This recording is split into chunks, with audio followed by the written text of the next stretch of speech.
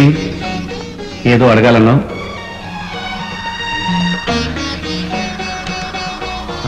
చట్టం న్యాయం గురించి మీ అభిప్రాయం? అవే నాకు తల్లి తండ్రి. వారికి దూరంగా ఎంచుకున్నారు. జననీ జన్మభూమిశ్య స్వర్గాదపి గరీయసి అన్నారు. అందుకే మన జన్మభూమిలోని కాలుష్యాన్ని నిర్మూలించడమే భరతమాత బిడ్డగా నా విద్యుత్ ధర్మం అనుకున్నాను. ఆ కృషిలోని చట్టాన్ని న్యాయాన్ని పక్కన పెట్టాను. నువ్వు చేస్తున్నది దేశ సేవ నువ్వంటున్నావు, మరి కొందరు నిన్ను దేశద్రోహి అంటున్నారే. ఎవరు వాళ్ళు? ప్రజల, మీ పత్రిక వాళ్ళ, మేధావుల, ఎవరు? పోలీసులు.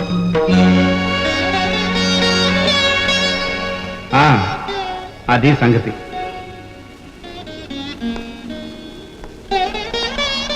మీరు స్పందన, డాక్టర్ స్పందన.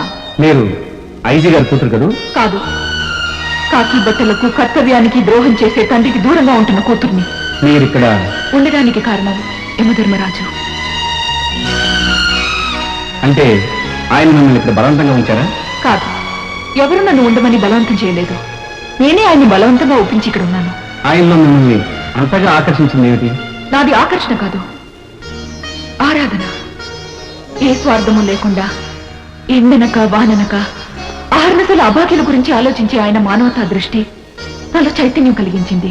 మోసం ద్వేషం పేరుకుపోయిన స్వార్థపరుల లోకంలో దేశం కోసం ఆదర్శం కోసం కృషి చేస్తున్న ఆయన మానవత్వం నాలో సేవాభావాన్ని పెంపొందించింది. అందుకే ఆయన మార్గంలో పయనించడానికి, ఆయన ఆశయాలను అందుకోవడానికి జీవితాన్ని అంకితం చేశాను.